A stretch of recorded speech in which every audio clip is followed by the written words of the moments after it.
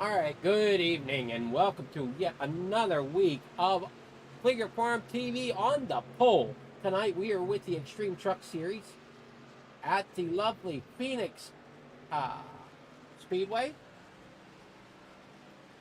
We've got a nice, beautiful overhead shot here as we begin. Thank you for the follow there.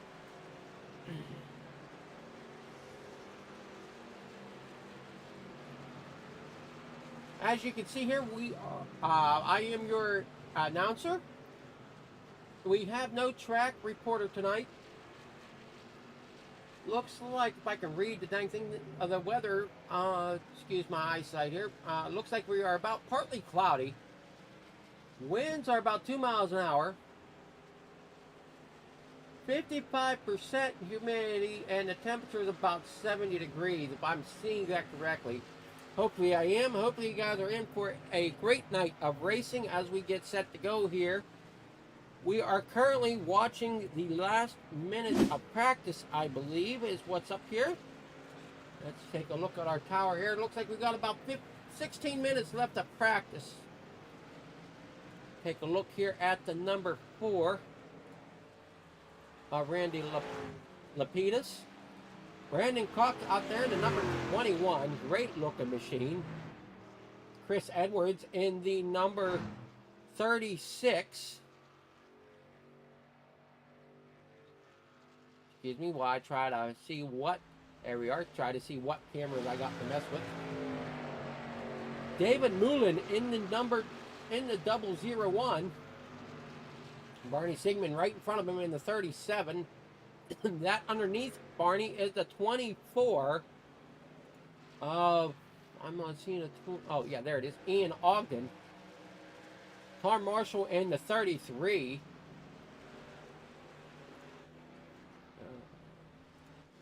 Jason Gordon in the number 29.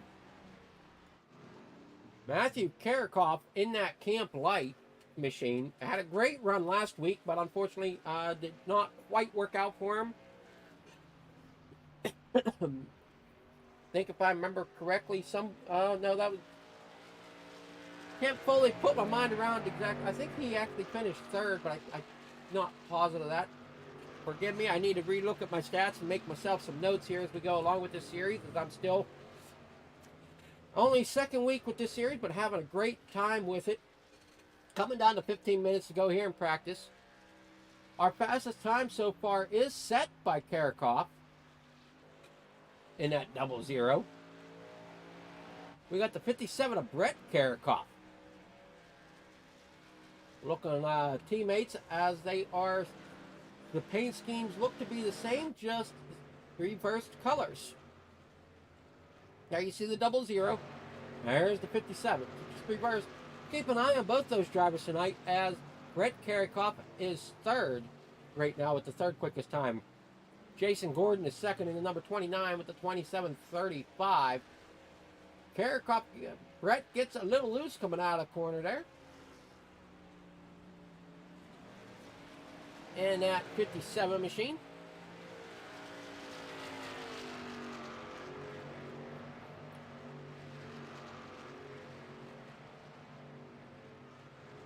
Seeing a few more drivers showing up here this evening. I think we had last week. I think we got a few more drivers tonight. Great to see. Great to come out and see such a good league being put on. Sorry if I'm stumbling over words. I don't mean to, but it happens. Andrew Schroeder driving the Jets-themed truck.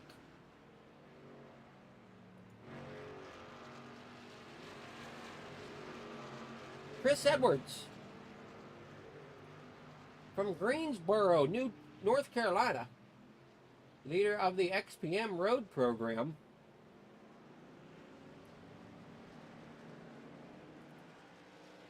There's the 001 of David Mullen.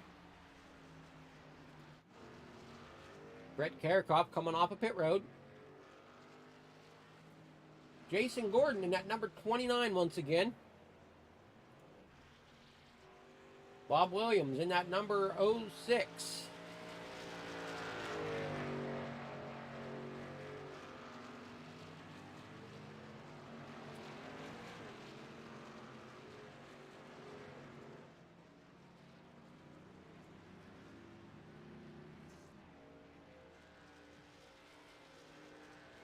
our Marshall there in the 33. Whoa, getting loose, coming off of the corner.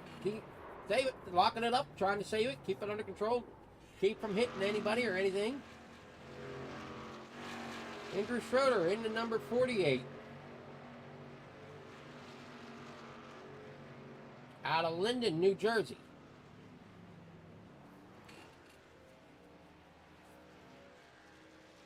There we go. We're looking at that chromed out machine of the Bob Williams.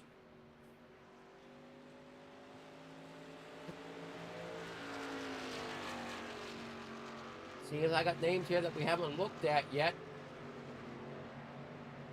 And I'm not seeing any of the drivers still getting their trucks situated for the evening.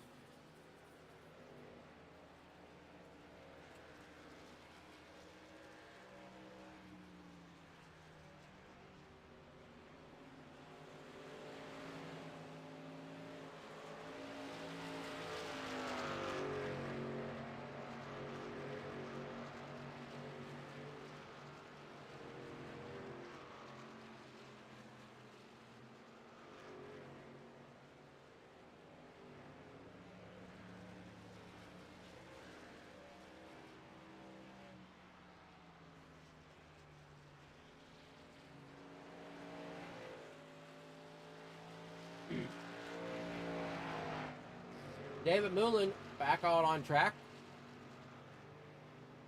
11 minutes to go here in the practice. We're going to take a short break here. And then we'll get back to the racing action.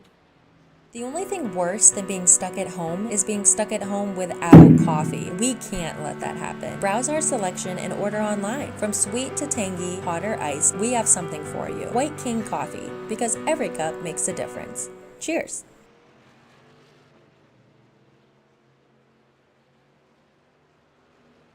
Little advertisement there for the company White Cane Coffee.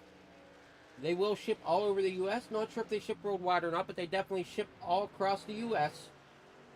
Located out of Warren, Pennsylvania, I believe is, if I'm making sure the town is correct, I believe it's Warren. Double check it after next week.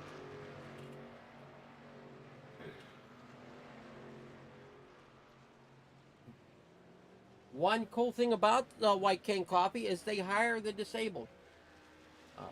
The owner of the establishment is actually completely blind.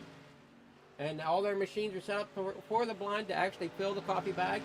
All their coffee bags come with braille writing on them. So if you know somebody that's visually impaired or blind, great coffee. They really tailor really well to the disabled community. Great shout out to them.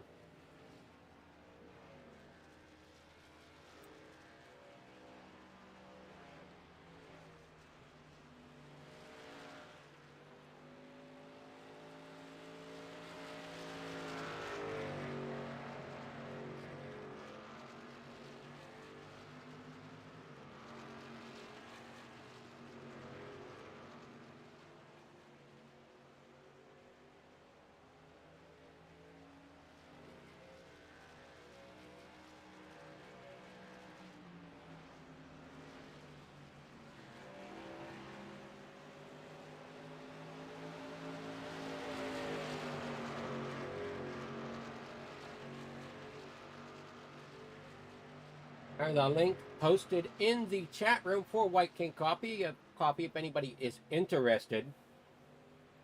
I also want to give a good shout out to Admin Box. I'm not using Admin Box tonight, but I do on my Friday nights when I'm doing whenever I'm doing some race control for other leagues when I'm not broadcasting.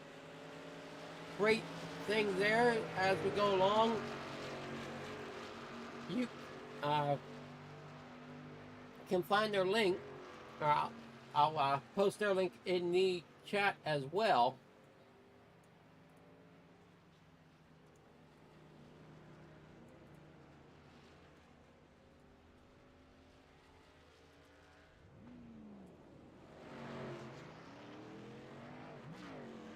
As White King Coffee, as Admin Box is a great supporter of this league and many others. as we're still looking at the 0-1. We'll look over here now at the Barney Sigmund in the number 37. Ride a few laps with him.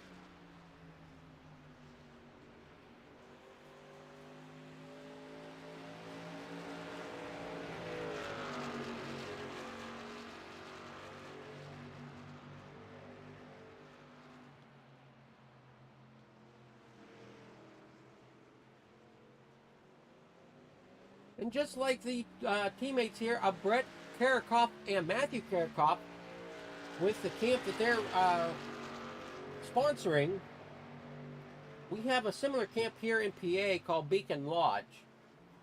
Both these camps tailored to the disabled.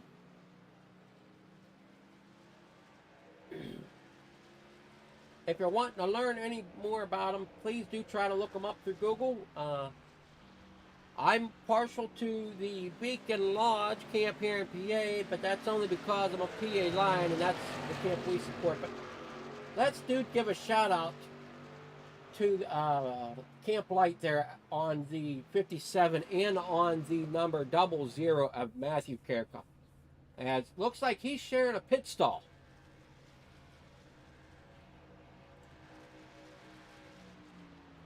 Hope everybody's enjoying themselves so far. I know it's still practice, still early.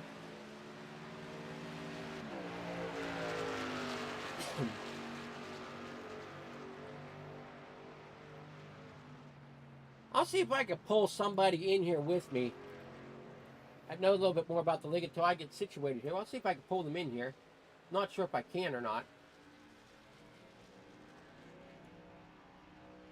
Oh. Where am I? Ah, there he is.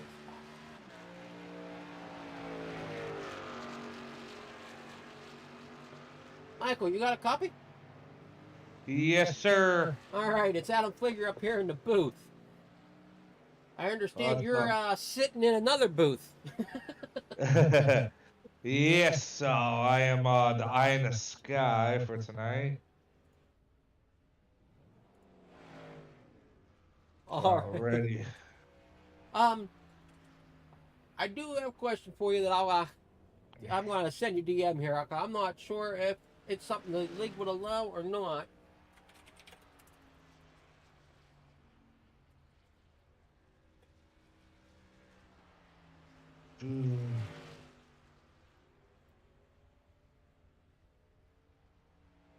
Alright.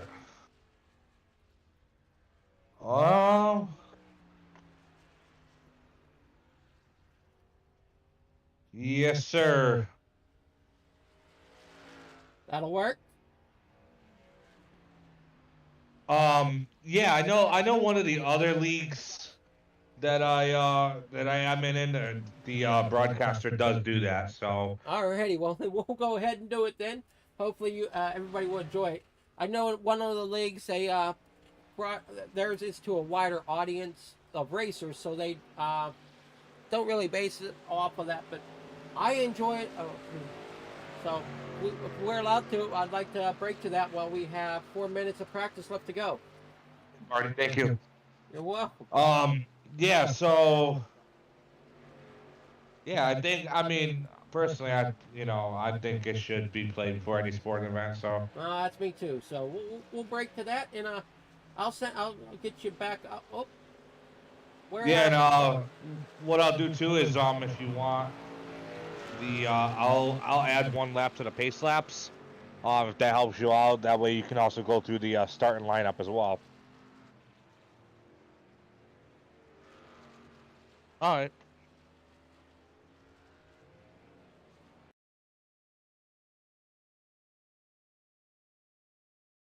Yeah, looking like it's gonna be a good race.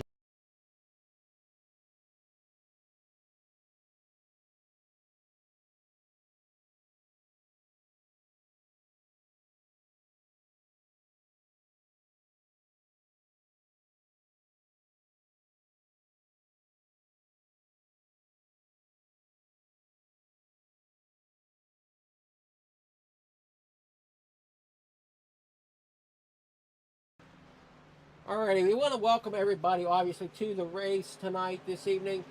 So, without further ado, we're going to do something new for this league tonight. Can everybody please respect our flag as we play the anthem? Ladies and gentlemen, our national anthem, the Star Spangled Banner.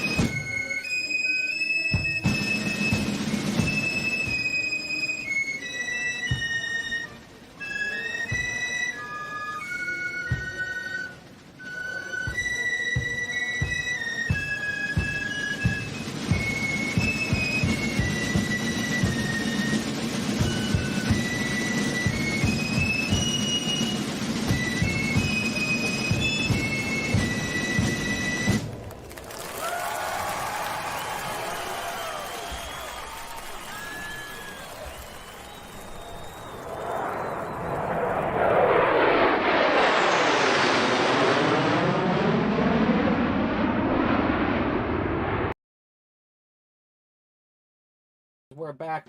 All right, as we are back live here, you can see a few drivers sitting here on pit road, out on the track. Looks like we got the 24, and I'm not sure who's behind him. Oh, blink it out here. One quick moment. Not sure what happened there.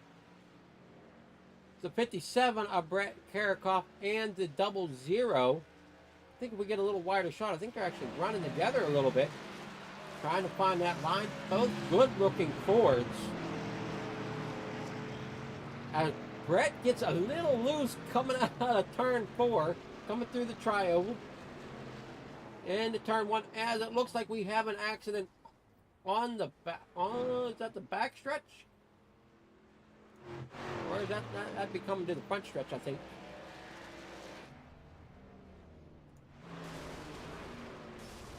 As everybody finds problems there on the front stretch. The 57 of Brett Karakoff is upside down. That is the end of practice. We're going to move into qualifying now. See if we get anybody in here for qualifying. Hopefully, I can get the camera to cooperate.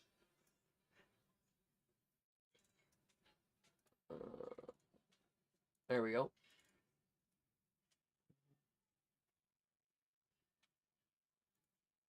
Not sure exactly what happened here.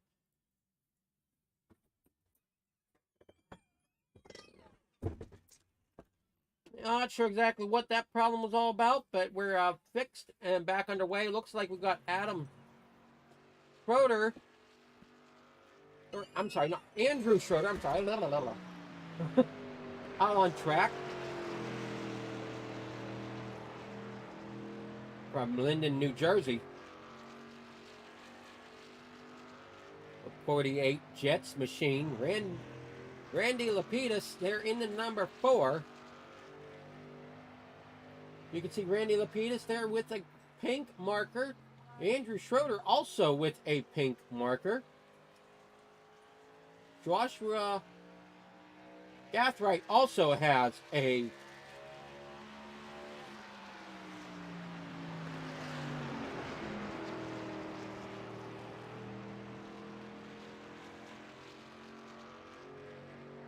as we see the number 4 currently in second place at the moment.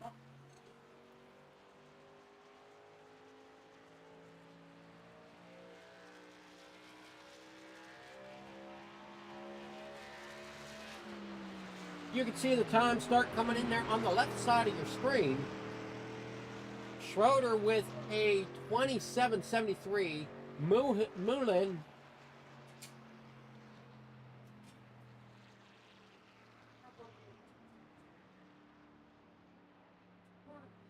Moment there with a 27.74. Lapidus pulls in with a 27.76. Gathright there with a 27.79. And you got Danbury with a 27.96. As we look on here, this is the 24 of Ian Ogden putting down his laps. See where he stacks up. There is the truck. There's the truck to watch as he was the fastest in practice. Currently all pink there for him, as you see here on the bottom of the screen. Currently rolling with a 27.37. The 24 of Ian Ogden had a 27.68. Matthew Karikoff with a 27.37, like I said so far. His teammate, Brett Karikoff, rolls in with a 27.53. Gordon now pulls into the second position with a 27.49, as we still got a few more drivers making their way around this racetrack. Brandon Sigmund right there in the number 37. Barney Sigmund, I'm sorry, my eyes are not working too well. Brandon Cox is here in the number 21. Laying down his laps, he's currently 5th with a time of 27.69. We'll see if he improved on that lap or not. Barney Sigmund here with a 27.92 so far.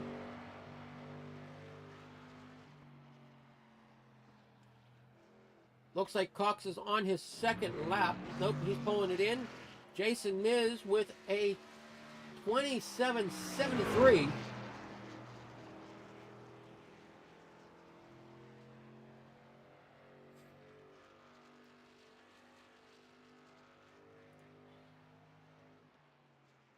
Not sure if I have the ability to do what I want to.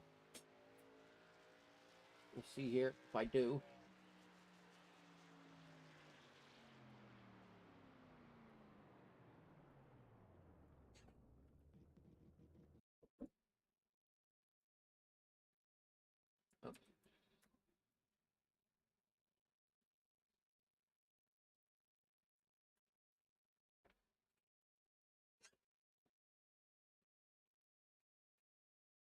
All right, looks like that might be the end of qualifying. Not sure. No, not quite. I need a time, if I can get the time to show up here.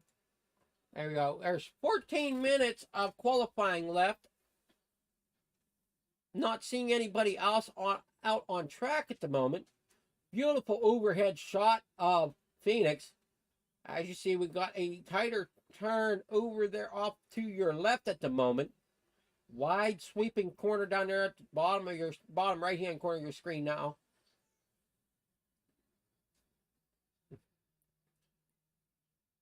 Interesting track layout, but is extremely fun for these drivers.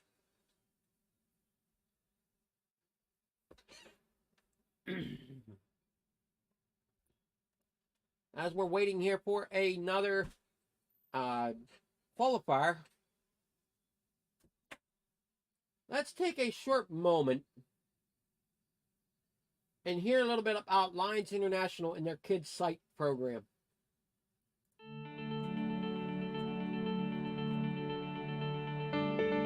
Sight is one of the huge things that impacts a child's learning. And if you can step in at a young age, you can change that child's life forever. My husband, Gene, and I go in and screen 4 and 5 days a week. If we find one child that we can help, we feel like we've done a successful screening. Put your hand up, just eat it. There you go. We screened a little boy. He could not see the milk on his tray. We got him glasses, and his mama said I cried. But I did not know that that child could not see. I could see with my glasses on. My son was 3.5 when the Lions Club screened his eyes. We discovered that my son had amblyopia. It's typically caused by the two eyes getting abnormal and unequal input into the brain. The parents can't tell that because the child functions normally with the dominant eye. A circle. Very good. We started with the process of his treatment in the form of him wearing a patch so that the weak eye would be forced to work.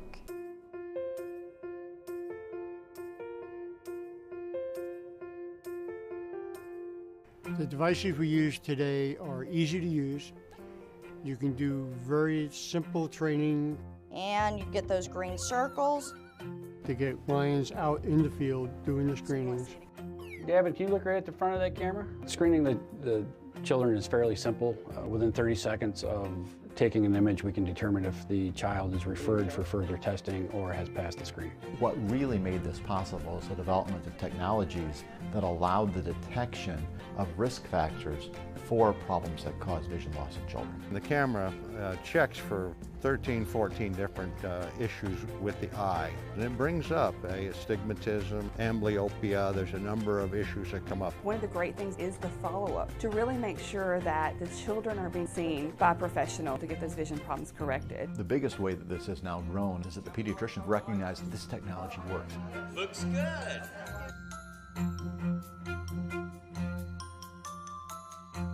Every referral is a success story in my mind because we found somebody that needs some help. Lions screened over 500 kids today.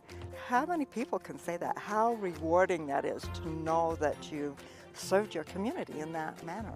You don't get paybacks like that very often. Avery's on the brink of turning 16. He's a very bright young man, and he is a very good athlete, and we attribute all these things that he's able to do now because his vision has been saved through the Lions. We all have a story as to why we joined the Lions Club, and for me, my story is personal. The Lions Club saved my son's vision.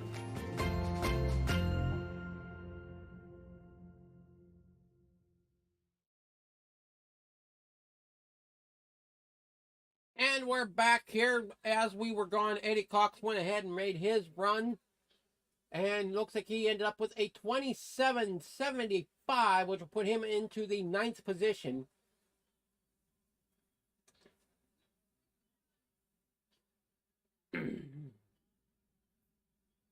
Wow. See if we can just see any other. See, we can look at our weather once again. Looks like the winds are about 2 miles an hour. 78 degrees. Track temps 111 degrees. Partly cloudy, 55% humidity. Should be a great afternoon of racing, great night of racing. I didn't take a look at the time of day here.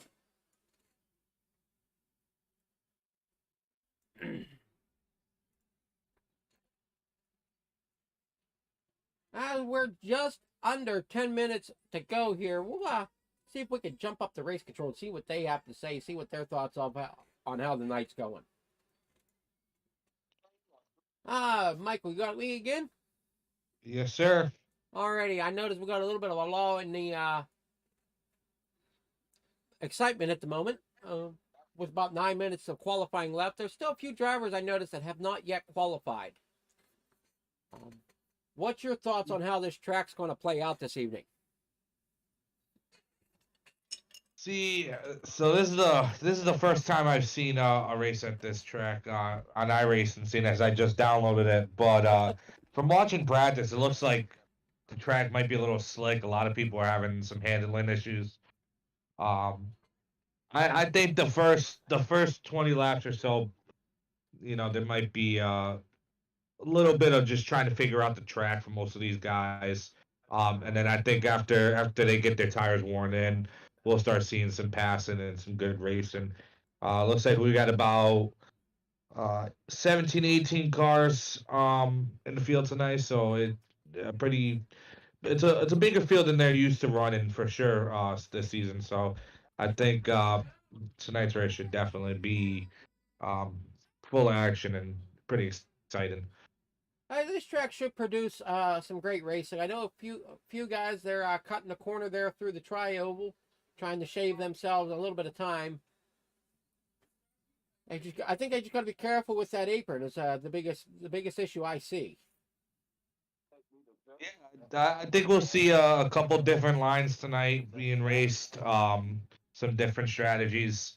Like I said, it'll definitely be interesting to see how it plays out once everybody's out on the track together. Well, you've raced with this crew a little longer than I've been here, I'm thinking. I noticed we got Karakov 1 and 2, so that'll be interesting to see how that front row The two teams brothers, up. huh? Yeah, see how the two brothers race against each other. It's definitely going to be interesting to see if they race each other clean or if they give each other a little bump in here and there, some door slams. So we'll definitely have to wait and see how that plays out. Hopefully they wait for that bumping and running stuff till towards the last couple laps or so. Don't want to take each other out early. Yeah, the last couple of laps definitely. I think we'll definitely see some action for sure.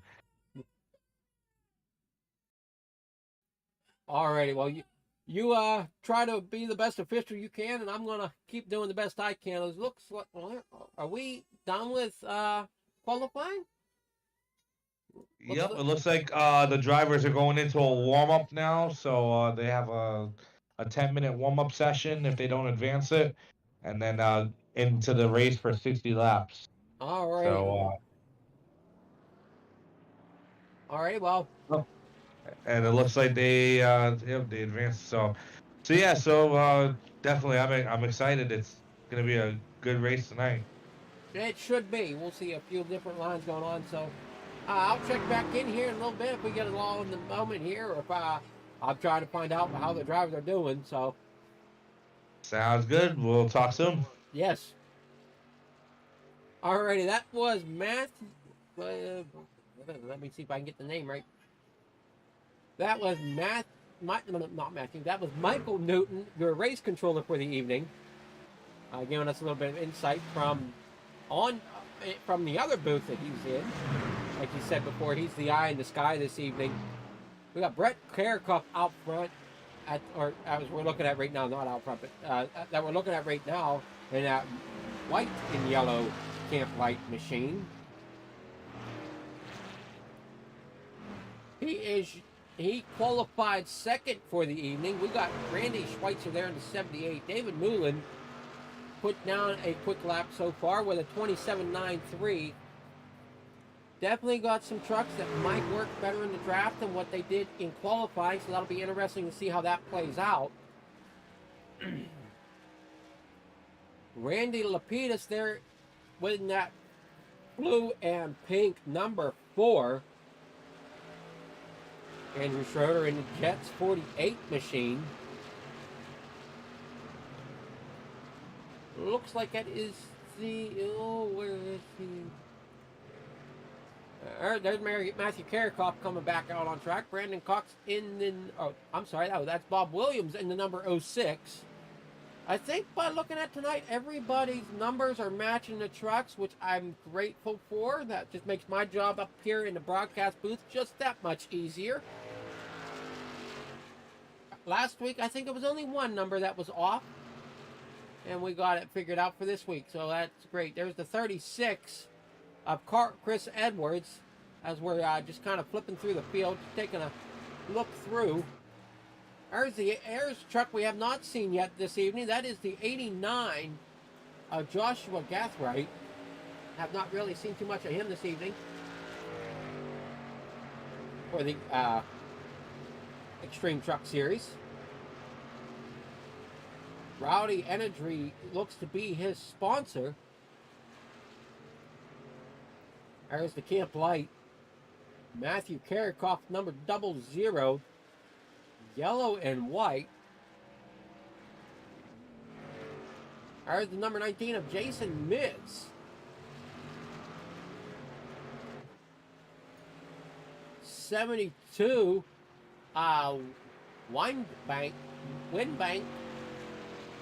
Windbank, I think is how you say it. Windabank. A little bit of a tribute to Smokey and the Bandit. I see the back of that truck said Band 1 across the tailgate. Trans Am there on the side where Goodyear usually is. And he's got the Firebird on top of the hood and top of the deck lid. Not a bad looking ride, I will say.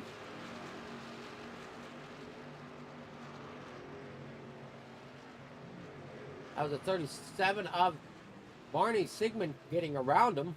Had to duck pretty low there. Pretty quickly too. Chris Edwards in the number 36 out of Greensboro, North Carolina. Brandon Cox in that number 21. Looks like he kind of found the wall a little bit here in the warm-up, as we got about 5.5 minutes to go with warm-ups. Bob Williams in that number 06. Eddie Cox in the 51. Not sure if the 51 and the 06 are teammates. I'll have to find out about that, but they got similar paint schemes on the truck.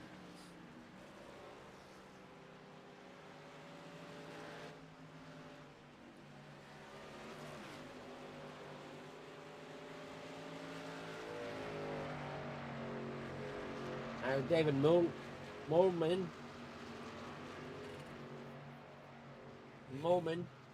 And that number 001. And we got the 72, Stephen Windebank again. Sorry if I'm getting some of these names wrong. I'm trying to do the best I can with them. Getting to learn my cameras as we go along too. As looks like we got the number 4 of Randy Lapidus coming up on the 72 very, very quickly.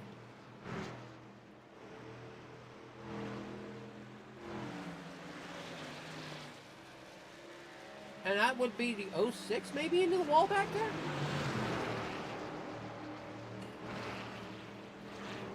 Not quite sure. That was the 06. No, that was probably the 21 again. Finding that wall.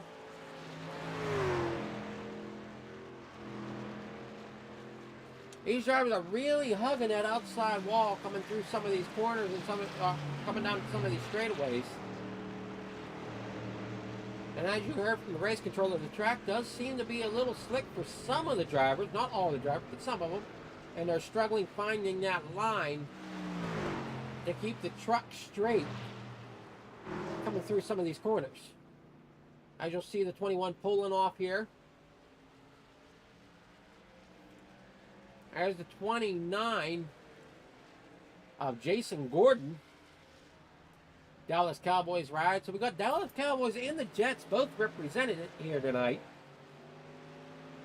Not sure which team to cheer on. I'm an Eagles fan, so naturally I have a natural grudge against the Cowboys, but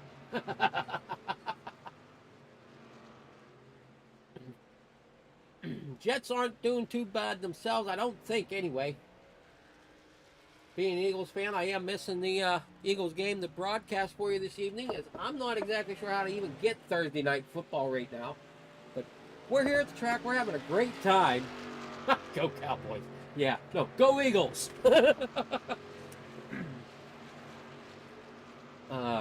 Michael Newton saying go Cowboys. I'm saying go Eagles. And we're looking at the 19 of Jason Miz. Driving for Race, or he's got Ray Senior, it seems, on the back of that, if I'm saying that right, or Ray SR or something. I'm not sure exactly how to go with that. Seeing a lot of drivers catching the outside wall as he touches it, gets loose, and then back into that wall once again. Getting it slowed to a stop there on the back stretch, and towing it back to the pits. Stephen Weinbeck still trying to find that line that a lot of these drivers are running, as he is a full second slower than most of the drivers out here. He's about a half a second back from the guy in front of him, which would be Randy Schweitzer in number 78. Barney Sigmund in the number 37 coming back onto pit road. Got about a minute 20 here. Looks like the drivers are starting to make your way back into pit road here. There's the 89 of Joshua Gathright driving for Rowdy Energy.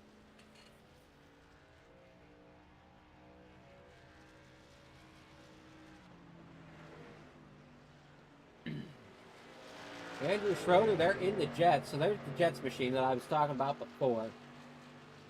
They got the Jets. And was it? Yeah, the 29. Jason Gordon has the Cowboys. So we got the 29 and there's the 51.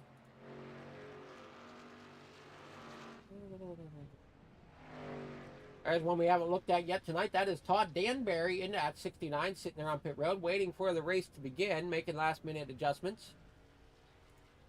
Barney Sigmund also sitting there. Jason Smith.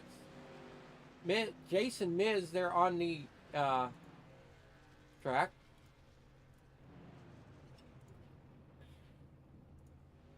Not sure. I've apparently misfigured out which one.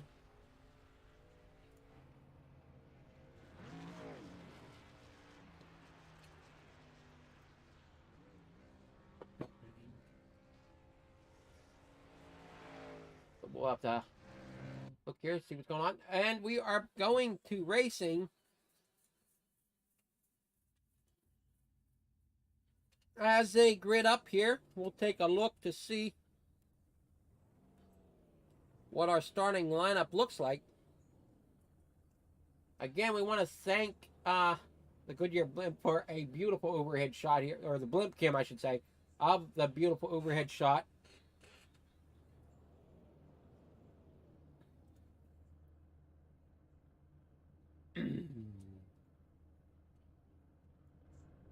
As we see here on grid so far, starting on your front row. No, why aren't you showing? There we go. There we go. Starting on your front row will be Matthew Karikoff and Brett Karikoff. Your next row back is Jason Gordon, and his outside is going to be Ian Ogden. In the next row back, we have Jason Mitz on the inside, Brandon Cox to the outside. Starting 7th, row 4 will be Andrew Schroeder, and wait a minute. Whoa, okay, we some guys missed a grid or something. We'll see if we can get things straightened out here as the front row hasn't changed. Jason Gordon there will be starting 3rd. Brandon Cox will be starting 4th. Andrew Schroeder, I think he'll be starting 4th, or 5th, I mean. Brandon Cox is 4th. David Mullen in 5th. I think, wait a minute, yeah. No, David Mullen is starting 6th. Andrew Schroeder is 5th. Brandon Cox is 4th. Yeah, somebody missed the start, goofing the lineup up here for a moment. The 51 and the 4 are going to be your next row back. That'll be Eddie Cox in the 51, Randy Lapidus in the number 8. 9th and 10th are going to go to Joshua Gathright and Barney Sigmund. Carl Edwards there in the 11th.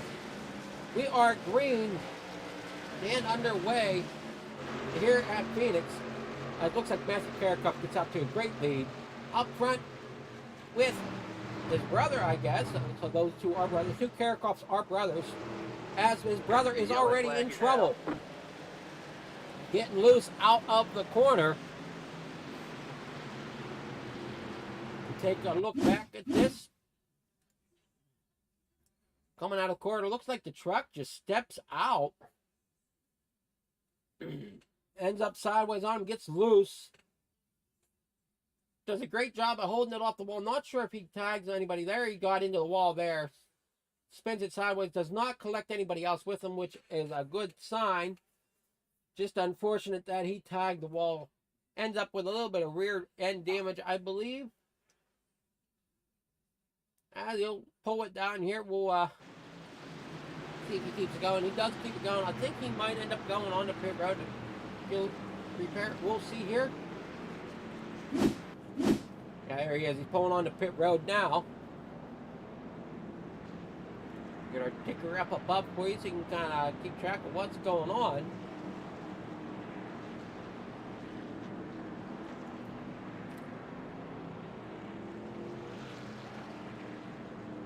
As you see Brett Karakop coming through pit road now. Matthew Karakop out front. That's going to put Jason Gordon in second. Let's see if we can see what's going on back here at the back of the field. We got Todd Dewey, Danbury in 11th, Stephen Windebank there in 12th, Bob Williams in 13th, Randy Schweitzer in 14th, Jason Miz in 15th, Brett Karakop currently is marked in at 16th, as Michael Newton, Tom Marshall, and Ian Ogden are not on track. So back up front here we have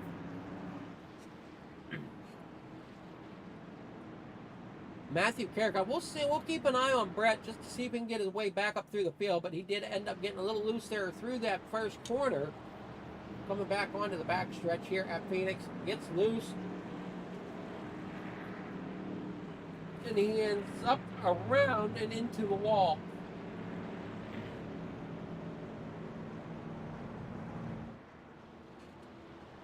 That was kind of what our race controller feared as we started. Okay, Ian Ogden had to leave, so that's an unfortunate night for him.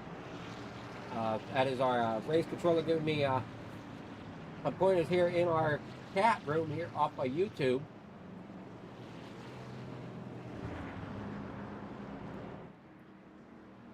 Lights are out on the pace truck. We're going to get them restarted here. Single file as we did not make it a full lap. There you see the restart zone. Where are these trucks at? Oh, they're still coming through the triangle here.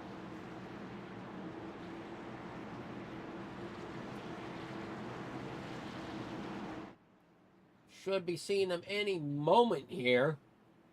Coming up, there they are, coming off the right corner, top corner of your screen into the Geico restart zone. They are green. Not sure where our flagman is. Oh, there he is. He's there. It's just the way our camera set up. We cannot see him. Brett Karakop gets a good start. Jason Gordon gets a really good start, staying right with Matthew. At Dallas Cowboys machine. David Mullen right behind him in that 001. Matthew Karakop out front again this week. We'll see if he can keep it up there this week or if he's going to have problems like he did last week. I think a little bit of strategy went against him last week. Andrew Schroeder, and we got trouble yet again. That 14 is into the 99 or 89. We'll have to take a look at that and see what happened here. I'm not sure what happened to Stephen Weinbeck here. But it's saying he crashed also, so we'll see what happened with him. He does get loose, ends up around. I'm not sure if he was the if he was the cause of all that, but we'll go back and look. As he was not, there were two separate incidences here. As you see them coming up out of the tri-oval, looks like the 89 just comes up and climbs into the side of the 4. So that looks like the 89 of Joshua Gathright got into the back corner of the 4 coming off of the tri-over there, trying to get back up onto the main racing surface.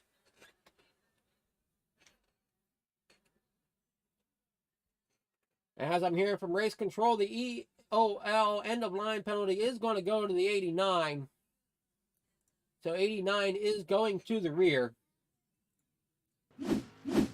for that contact that was made between him and the 4. So that will be the 89 of Joshua Gathright to the rear. As you see, he's coming in for a pit stop right now.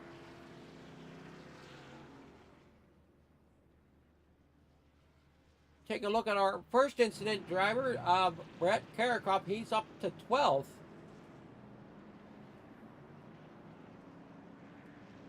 See if he can keep making his way through the field. Stephen Windebank there in 13th. Saw him spin out there right before the caution flew. I want to thank you. I want to give a thanks to the race controller for giving me a heads up through the chat. That is working out great. I want to appreciate all the help from Michael Newton.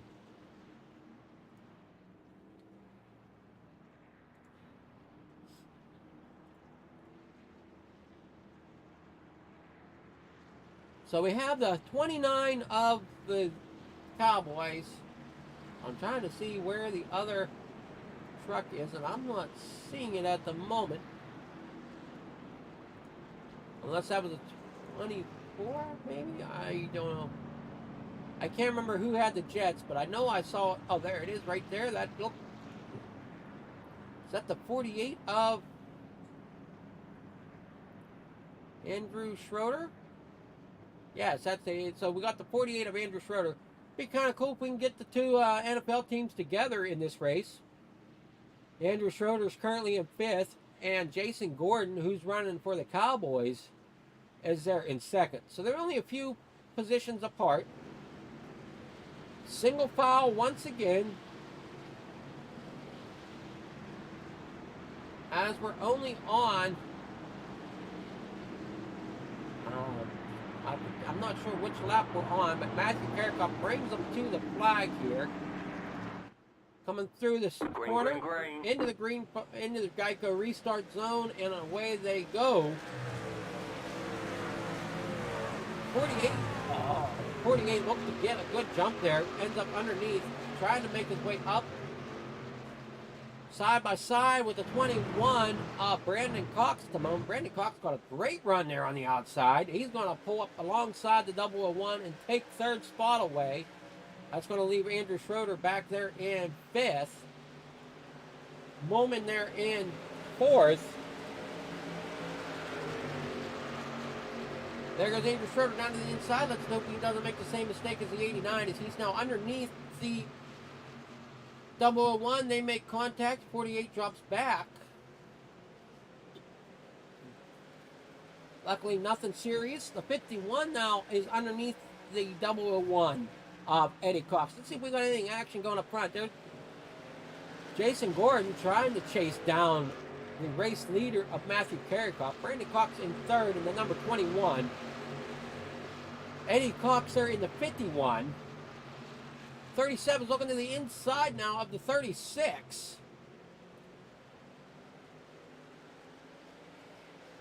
Being a Ford guy, I really enjoy seeing the Ford out front leading the race. And a Chevy's trying to catch him. Barney Sigmund there in the 37 has been working really hard to try to get by some of these guys on the outside. Underneath the number 36 now, as it does look to clear him, he's now back underneath for another pass, going underneath the 51 of Eddie Cox. Definitely a lot of single file right now, not a whole lot of side-by-side, really hard pushing as of yet. Great racing so far, just a couple mistakes of drivers getting their tires to heat up. We are on lap 14 of 60. Up here in 3rd place, it's Brandon Cox. The first 3 have really spread themselves out from the pack. Matthew Kerkhoff there, it looks to be a 1.5 second lead. And it looks to be about a 1.5 second gap between Brandon Cox and 2nd place as well.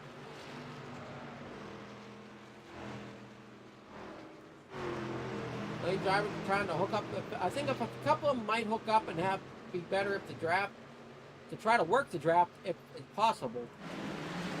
We're coming back into turn 1 and 2, I believe. No, that's turn 4. I'm sorry, that's turn 4 because that was the Geico restart zone.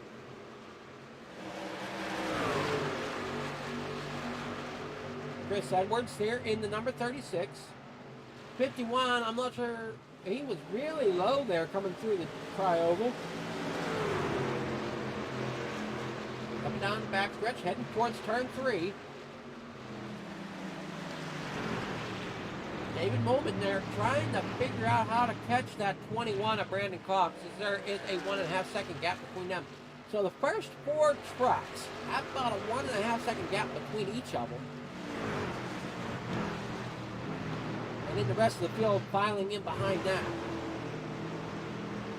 as they're trying to find ways to catch the front trucks. 2 Toyotas running together there. That's the 51 and the 36 of 51 of Eddie Cox and 36 of Chris Edwards. Chris Edwards down onto the apron, back up onto the track. Brett Karikoff has now made his way up to 8th position. As you see, he went to the inside and has gone around the 37 of Barney Sakeman. We'll keep an eye on him as we go through the evening. This is lap 18 of 60. Will he get back up there and battle his brother for the lead? We will have to wait and see if that will happen, as he looks to be as strong as his brother out there on the track right now after that first incident there on lap 1. Went in to the pits, got things fixed up, and back out on track after beating that wall at a pretty hard lick to the wall with the rear end. Whenever he spun it coming out of turn 2.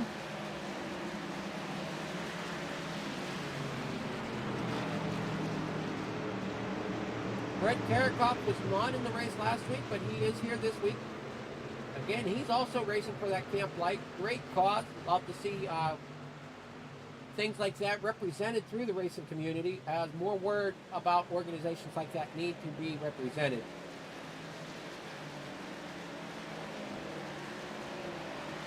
David Mullen up here in 4th. Looks like the 51 of Eddie Cox is slowly catching him as he drifts a little high there in turn 4. There goes Brett Karikoff back to the inside again through the triangle down into turn 1.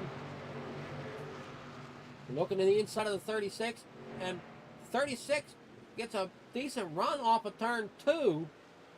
But I think Brett Karikoff is just a little stronger through some areas than what Chris Edwards might be. As we see Brett Karikoff back here on the inside, holds a pretty good line. He might dip through the triangle. There he goes, dip through the triangle. Chris Edwards is definitely battling him hard there on the outside, but Brett's just a little bit quicker, it seems, here around Phoenix. 22 laps out of 60. Matthew Karikoff is still your leader. Still 2.5 in front of 3rd. Brandon Cox there, over 2nd. Brandon Cox here in 3rd has lost a little bit. It looks like he's about 2.5 to 3 seconds behind 2nd place. Looking at the ticker going across the top, he's about 4.5 seconds behind the leader. David Mullen has dropped back to 4th as I thought Mullen was there in 3rd. Eddie Cox in the 51 is getting company from Brett Karikoff. As Karikoff has fought his way back up towards that 5th position. Currently sitting 6th, but looking into that 5th position.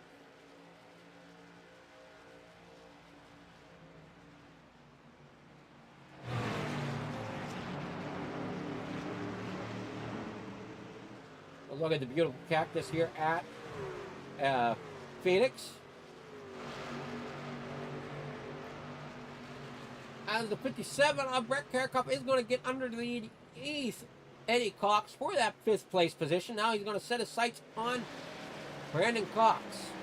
So I would definitely keep an eye on that ticker on the top of your screen to watch, as Karikoff might be dropping his gap between him and his brother down. We'll have to keep an eye on that as the 51 looks again to the inside of the 57, but does not quite have the momentum that Brett Karikoff seems to be rolling through the corners with. David Mullen better start watching his rear view with Brett Karikoff rolling through. We'll ride along inside on the gyro cam here with Brett Karikoff as we go around, take a lap around Phoenix.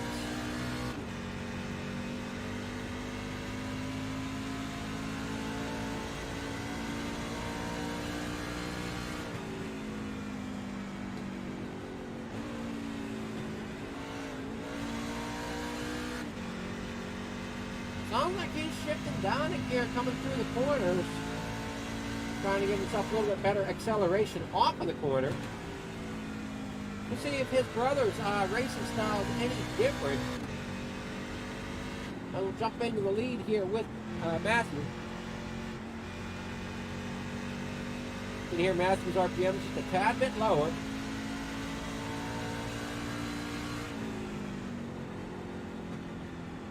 Getting into the brakes pretty hard, getting into the corner. Back onto the gas.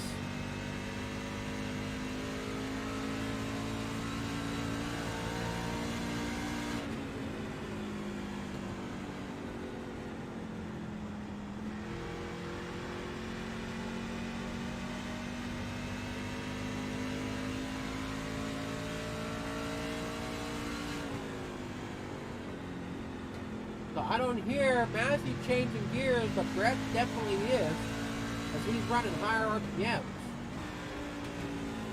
So a little bit different setups between the trucks, but seems to be working well for them. It looks like Brett is making some ground on Newland,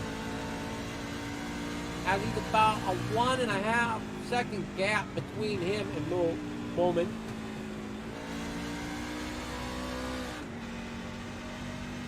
Needs to make sure that he's careful coming out of a couple of these cars, shifting down, as that would create a little bit more wheel spin. That might have been what he did there on lap 1 when he got into the gas just slightly too quick, and that just allowed the wheels to spin enough for him to lose that battle. Up front here we are, up here for battle for third. We got Mullen and Matthew Karikoff on pit road here at the halfway point. So he's going to surrender the lead. So that'll bring Brandon Cox as your leader. David Mullen there in second now. Looks like Brandon Cox will come in. David Bowman is going to pull it around for another lap.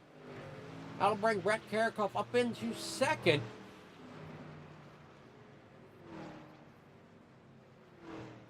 As we go through green flag pit stops here. Brandon Cox on pit road, Eddie Cox on pit road.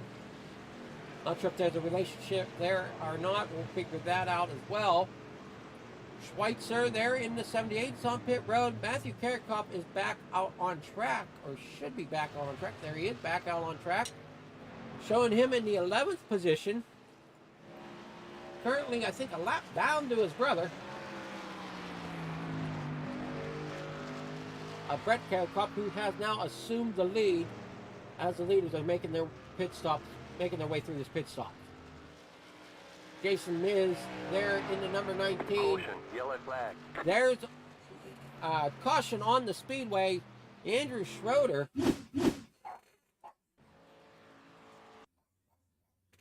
Andrew Schroeder here. Not sure exactly what happened.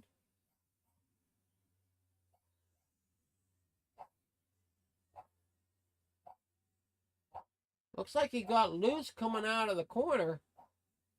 As that back end, you can see starting to dip out. He might end up down into that inside wall. Right there it is. He does end up into that inside wall and ends up around, throwing us to caution. That might help Brett Karikoff out.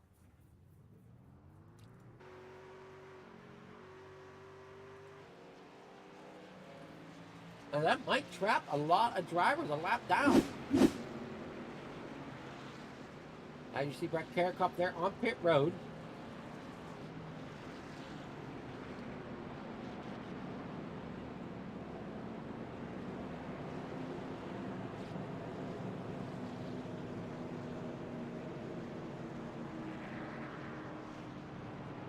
Big break there for the 57 of Brett Karikoff and the 19 of Jason Miz, and they're able to pit under caution, where a few of the others have pitted before the caution.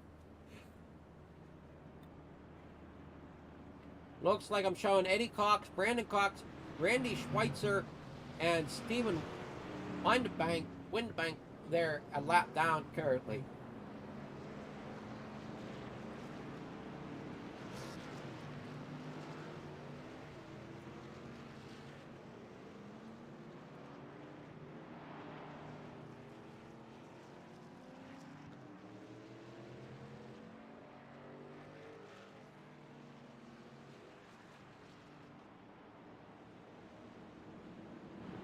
But Brett Karikoff is our leader out is showing us as the leader at the moment, but there are a few drivers in front of him.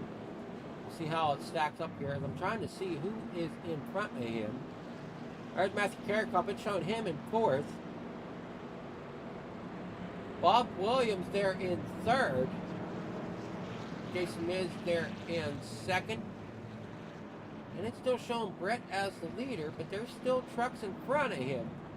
As I'm trying to figure this out. So Stephen Windebank there in the 72 is actually up, is 16th, but showing up there behind the Pace truck.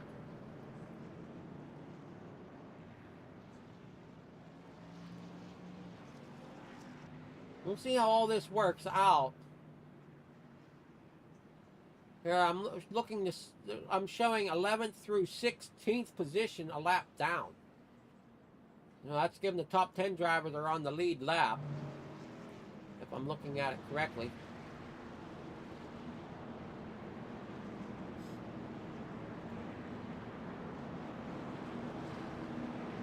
We'll see how things get sorted out here.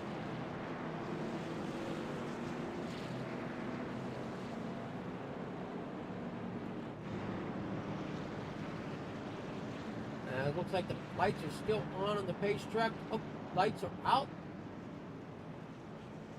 See those trucks dropping to the bottom.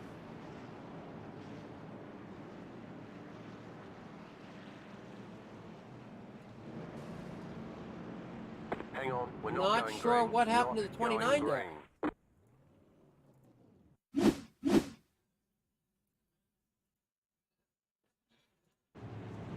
As we're under caution, he's trying to go around some of these trucks. Not sure exactly what happened. Oh, he just pulls it down and slams it into the wall.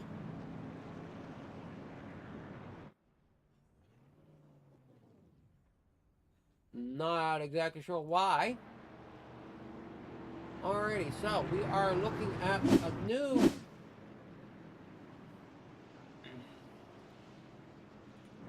lineup here. That showing Matthew Karikoff the last one on the lead lap or something. I'm trying to figure out here.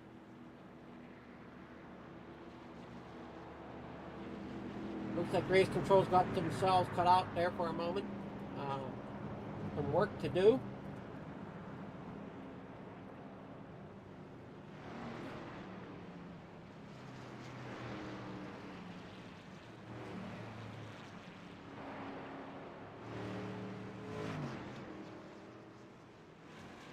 We have the Karikoff brothers on track.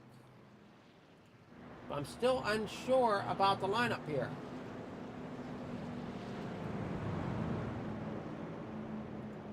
Brett Karikoff out front. Jason Miz here in 2nd. Has lap cars in front of him. Bob Williams there in 3rd. Looks like he's got a lap or a truck in front of him. Matthew Karikoff has a bunch of trucks between him and 3rd place.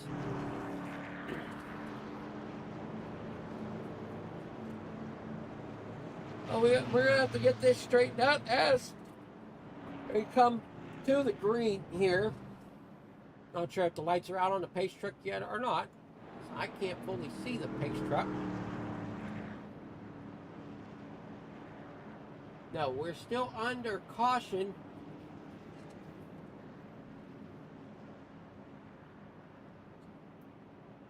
Coming into turn 1, lights are still on the Pace truck, so we still got at least 2 to go before the green.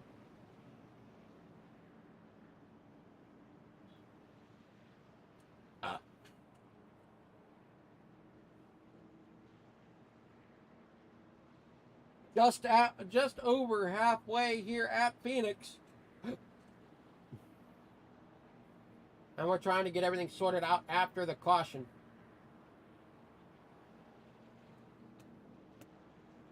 I want to thank everybody that joined in and was watching the race. Hopefully everybody's enjoying it. Again, a couple shout outs I want to give is to, oh, it's an iRacing ordeal. Okay, well that makes sense. As Race Control is getting everything sorted, they're saying it's a iRacing ordeal at the moment. kind of had that feeling myself as the iRacing scoring is goofed up. I want to thank everybody that is watching, and I do thank Michael Newton there in our race control booth as our eye in the sky, per se. Keeping an eye on making sure all the drivers are staying competitive and following the rules of the league. You're curious which league this is. This is the Extreme Truck Series. Pace Truck is off. We're about to go green once again as laps are winding down here at Phoenix. Probably going to be about 36 of 60 when we take the green, I think somewhere in there. As Brett Karakoff, for the first time tonight, is going to bring him to the flag. See how everybody stacks up after they take a lap here. Oh, 19 to go. 19 laps to go here at Phoenix.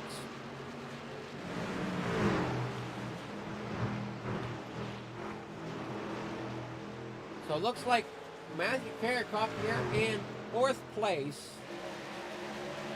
Everybody's hunting down Brett Karakoff.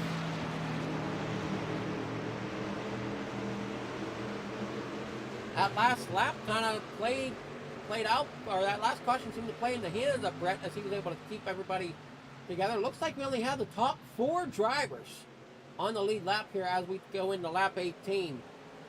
Matthew Karakoff is the last truck on the lead lap. Looks like we have trouble.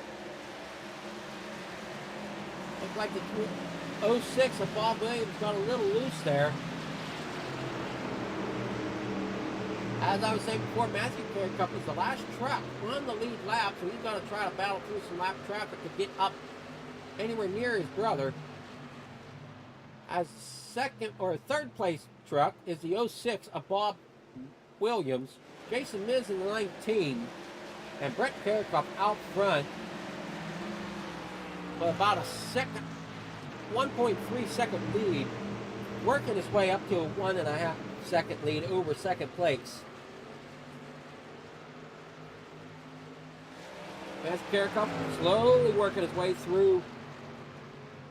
As we see there, that was the one. Or no, that's the 48 of Jason Schroeder there in front of. Caution, yellow Caution flag. is back out on the racetrack.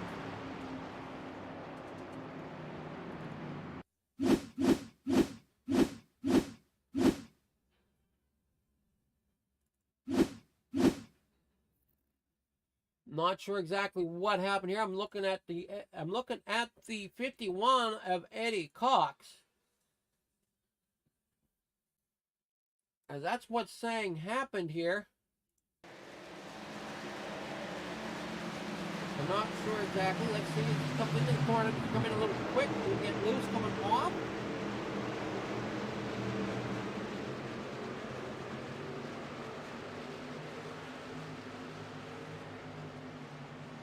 No, not sure exactly where this yellow flag is in this pack.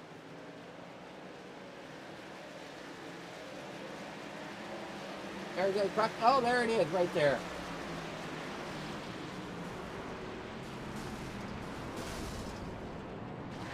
Sounded like we had a truck blow up.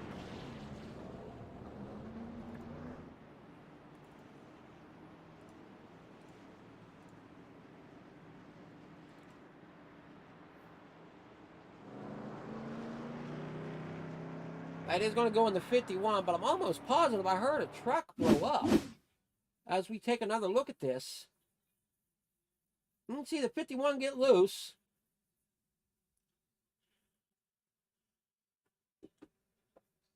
Comes down the track, ends up coming back up into, looks to be, if I can get into the 89 of Joshua Strait there.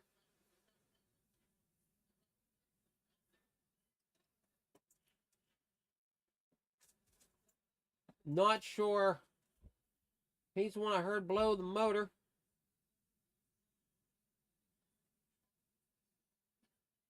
Looks to be that is the case. No, the 06 has motor blown. As you see, he's smoking rolling down the racetrack here. As the smoke clears away, not sure if there's smoke coming off of the 89 as well. Unfortunate night for those guys. And we'll go back up front here. Brett Karakop there in first. Jason Miz there in second. Matthew Karakop there in third now. Brandon Cox in fourth. To be Brandon Cox got a little, no, that's 72 I'm seeing there in the midst of it all with front end damage.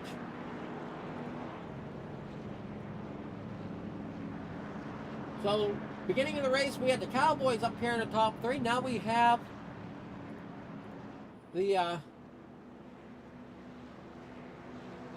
48, which is a lap down, trying to race for his lap back, but he's up here sitting in the front of this pack. That's what was throwing me off of why Matthew Karakop is sitting there in third.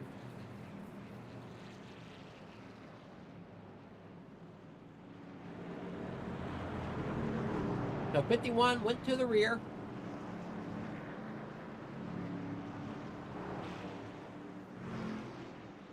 Not sure who got, looks like Andrew Schroeder, possibly he's getting his lap back.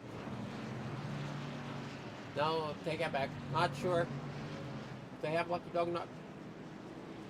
So we still have 4 trucks on the lead lap. As Brett Karakop brings them to the green flag. I want to thank all the support all the viewers are having. I hope everybody's enjoying the race here this evening. As Brett Karakop brings the Geico restart zone, there goes Matthew Karakop to the inside of the 48. Trying to find a way around him, trying to get a way up there. There is a relation between Brandon and Eddie. I understand that, but I'm just not sure how their relationship is. So, Michael, if you know how that is, maybe you can let me know. I know there's a relationship, but I'm not sure exactly how it is. As we're looking at Matthew Karakop here, trying to get up to his brother, Brett. What stands between him and his brother is the 19 of Jason Miz. As you see there on the track, both of them set fast times during practice and qualifying. They started front row. Brett had a little bit of trouble on the first lap of tonight's evening as we come to 9 to go here at Phoenix. Brett Karakop had a little bit of issues starting the race tonight. As he got loose, ended up spinning around, had to take an early pit to fix the rear end of that truck as he collected that wall pretty hard. Later in the race, worked his way back up, got himself into position, caution flag him out, trapped a bunch of drivers a lap down, worked out in his favor. There goes his brother Matthew Karakop to the inside, looking underneath, hopefully trying to get around the 19. So Brett might want to keep an eye on the track, but an eye also kind of periodically looking at that mirror.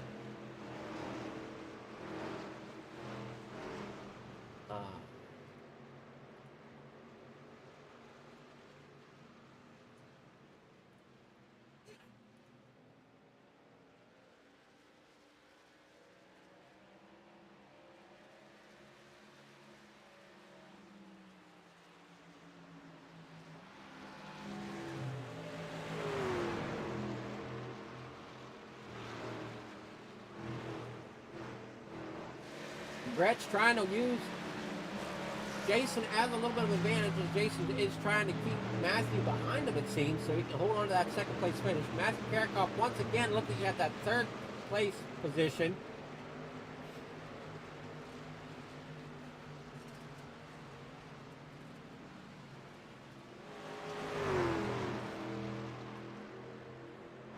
So we got some racing going on in the back between the lap cars, trying to figure out who's going to finish what position, because all these drivers here are a lap down. They're fighting for position. Looks like, again, the top 4 are on the lead lap. Just the way the cautions fell, a lot of them went in for a green flag pit stop, and unfortunately got trapped a lap down. because of it.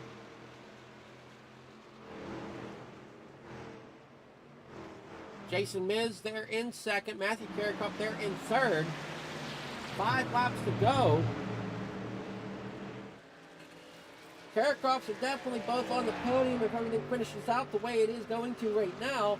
I don't think Matthew's going to have enough to try to catch his brother, as both of them are running a great line, great racing. Matthew's almost looking content just running where he is for the moment. Brandon Cox is running fourth, back here amongst all the lap traffic. HT with 37 there up.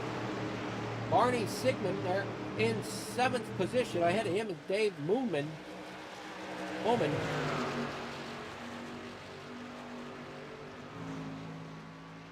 Brett Carrick out front. Behind him is still Jason Miz and Matthew. I don't know why I keep saying Michael, but Matthew Carrick there in third.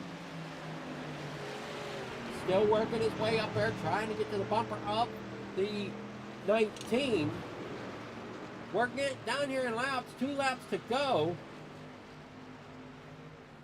As we settle in here, hopefully everything finishes out great.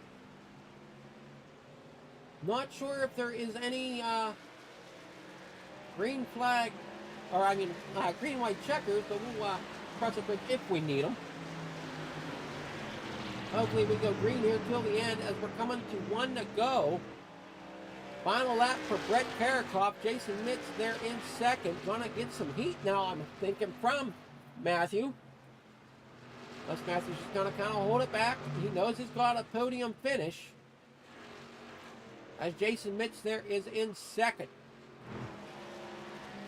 Now Brett Carrick will lead this one out and finish with the lead. Jason Mitz followed by Matthew Carrick. And here comes the rest of the field across the line. Brandon Cox there in second.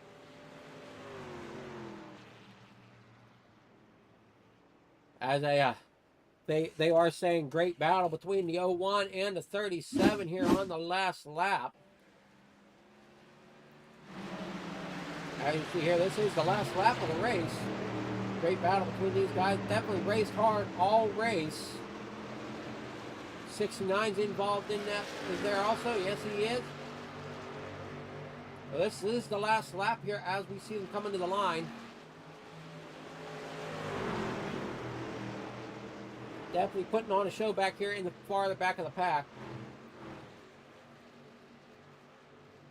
See if we can get some interviews going here with your leaders. As they definitely were racing hard. Nobody really wanted to give up too much ground. But they also didn't want to wreck each other either. So we'll see if we can catch up with going up the grid here.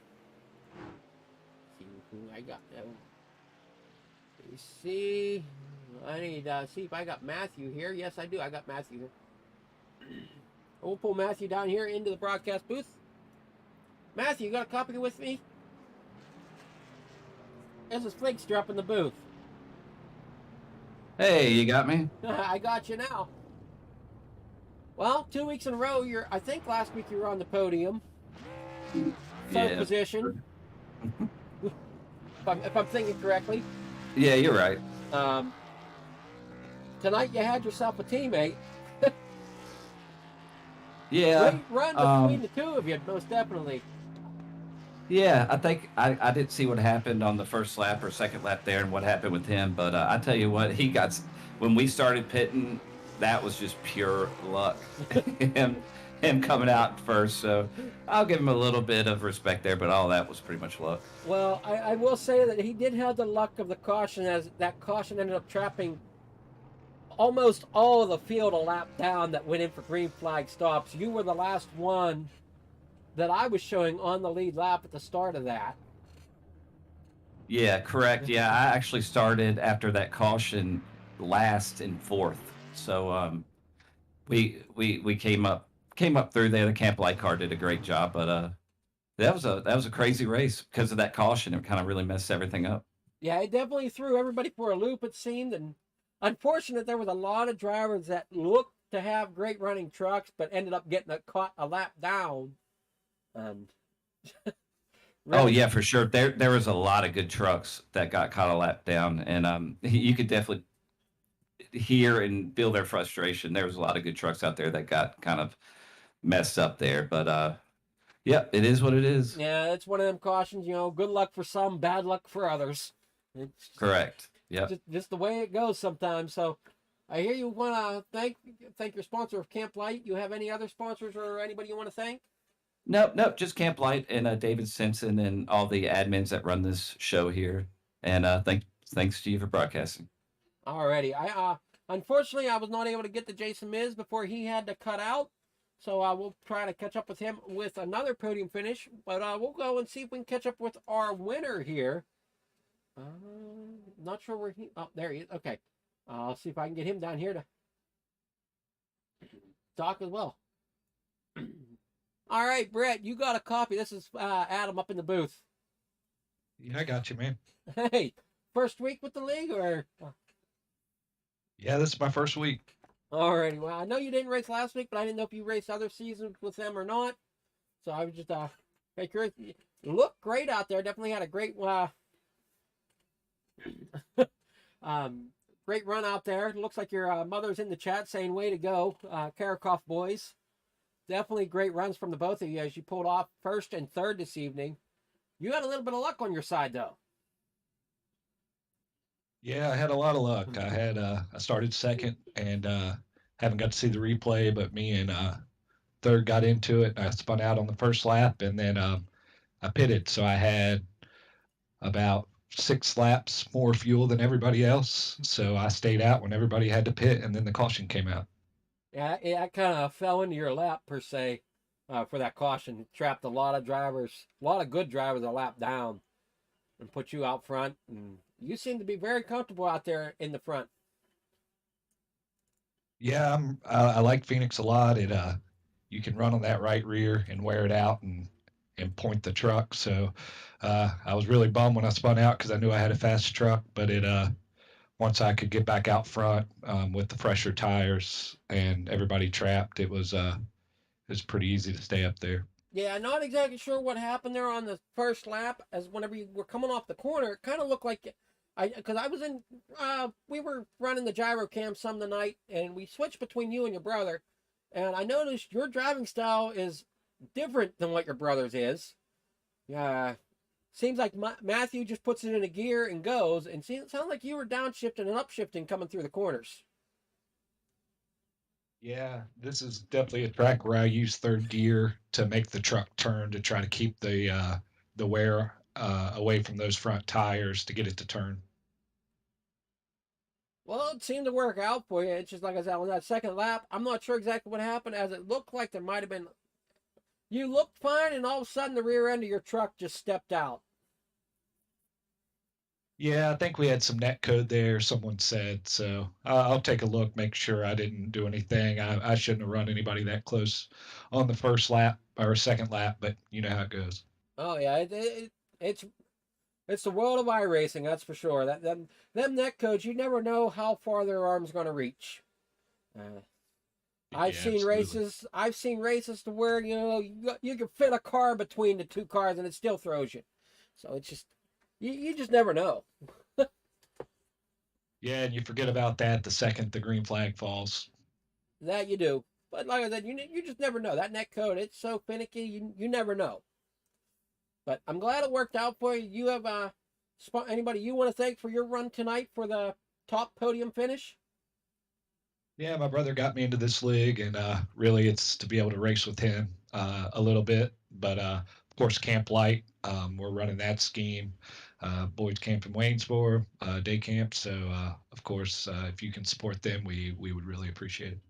I definitely do support them. Like I said, I actually have a camp here in PA that is similar to it. It's called Beacon Lodge. They run different camps throughout the summer for veterans and for the disabled. So I support it all. I'm just a little bit more partial to Beacon Lodge because I'm a Lions Club member, and that's that's one of our big projects. But I'm glad to hear that other states have camps just as good. Yeah, absolutely, and all of it helps. And if my mom's still on, I appreciate you watching, supporting us, and I appreciate the broadcast. You do a really good job. I appreciate it. Well, I appreciate that, and I really enjoy it. Enjoy putting on the show. You guys help, having the good turnouts. They help the broadcast. Hoping to see some 2-lane action though at some point, as it seems like the last couple of weeks have been pretty follow the leader for the most part, with just a few dips out here and there. Yeah, well, let's see which Atlanta track we have next week. If it's the new one, everybody should be in for a treat. Oh, that most definitely. So, all right. Well, thank you for joining us, and hope your night goes well. I appreciate it. Thank you. All righty. We're going to jump up here into another booth. All right, Michael, what's your finishing thoughts on the race this evening? Oh, like I predicted, there was definitely a lot of lines going on. Some people were diving heavily down under the apron. Some were staying up on the track. Few incidents tonight. Seemed like, with the higher car count, some people are starting to get a little bit more aggressive in their racing. I know there was a couple incidents that happened on the track that didn't bring out the yellow, but there was definitely a few more incidents than what was noted from the yellows. But overall, pretty good race. I mean, the whole glitch with the lap cars that kind of messed a lot of stuff up. But I guess while we were talking with the admins about it, it's what happened there was a lot of people were doing green flag stops. Yep. And as they were in the pits for green flag stops is when the caution came out. So Yep. it kind of trapped everybody in the pits, and that's what put everybody a lap down. So Most just definitely. real unfortunate timing there. Yeah, it But, is unfortunate for those drivers. They had strong trucks, just unfortunate they got trapped the lap down. I do want to say Brett Karakoff definitely did great. Got lucky too. They're coming back after his lap 1 incident coming off of turn 2.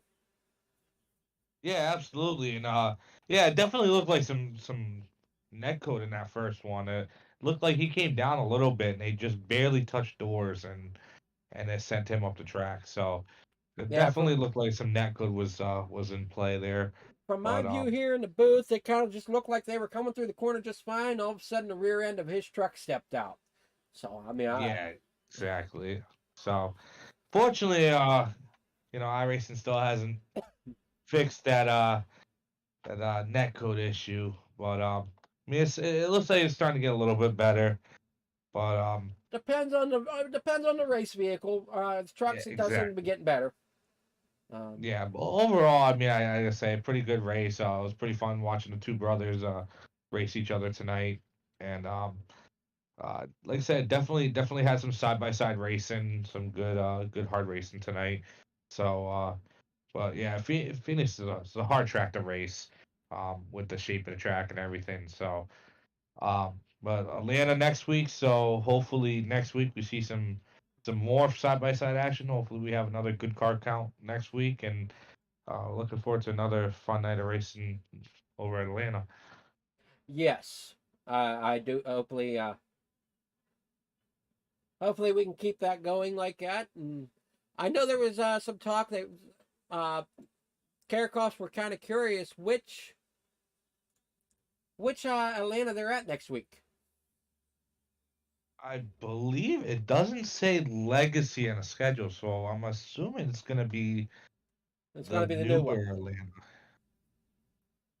Well, that'll be a treat to see. So we'll look forward to that, and we'll be back at it here on the Fleeger Farm TV on the pole for that race to bring it live to you. So we're going to go ahead and sign off now. Hopefully everybody had a great evening. Want to congratulate the top 3 once again. Brett Karakoff, Jason Miz, and Matthew Karakoff.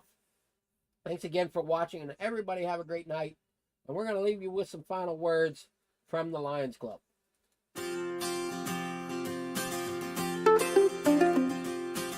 I was actually born in Bird Island, Minnesota.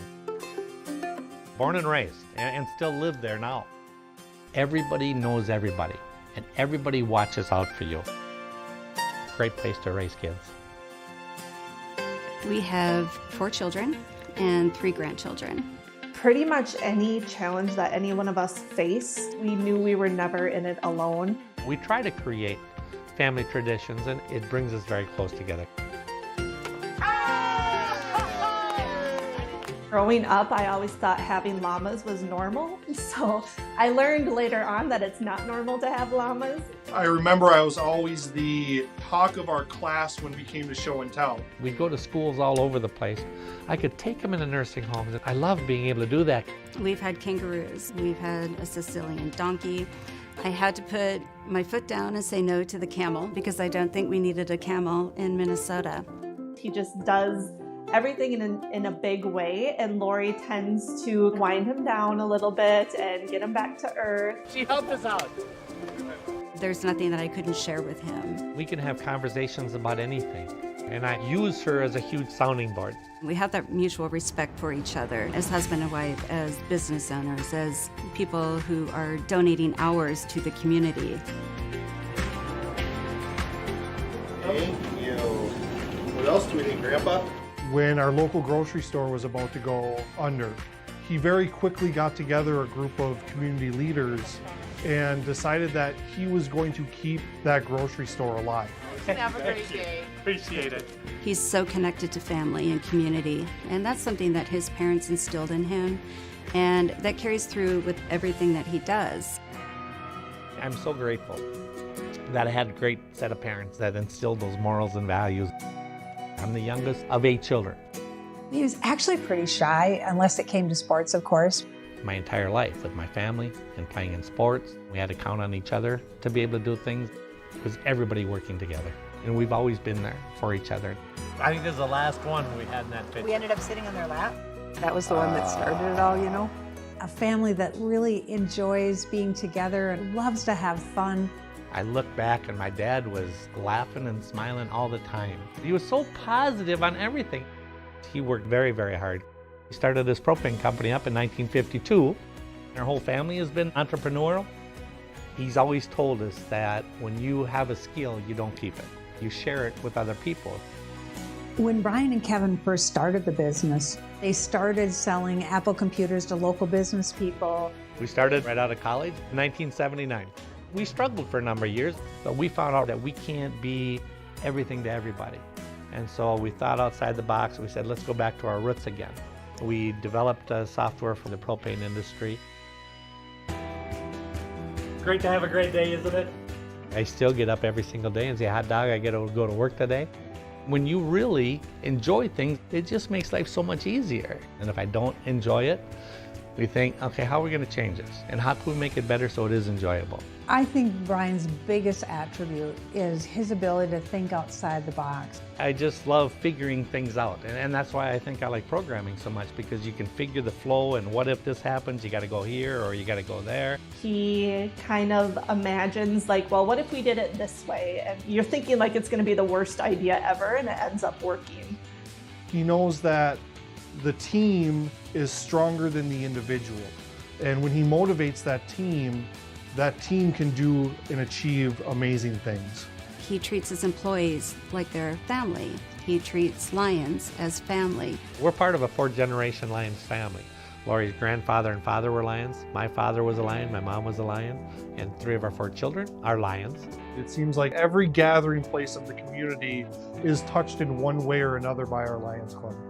We come up with solutions together. We make our community better. Brian is just an engager. He doesn't tell people to go get the shovels and the rakes. He goes to get them himself. If he says he's going to do something, he's going to get it done, and he brings the team together to do it. Doing the demolition derby involves our entire club. It's a lot of hands on deck. Brian said he was going to drive the demo derby because that's Brian. He does these things. Take a risk. Try something you're uncomfortable with and give it a shot. Brian Sheehan is a motivator. Brian's a visionary. He always has a story or a video that gets his point across. He just engages people. He brings people in, and he does it in a way that it's very fun and it's relatable, but he gets the business done too. He just lights up a room, and I think that's what he's going to do to Lions International. He wants you to succeed. He wants you to be the best line you can be. I want everybody to be accountable and hold themselves as to how can I be accountable to have a better club. He listens to everyone, no matter who that person is, no matter where they are from. He's going to get everybody working together. I think we're in for a really fun ride. We've got to have some fun in our clubs. But yet I know we're going to get a lot accomplished and we're going to do things for our community. We're all in this together.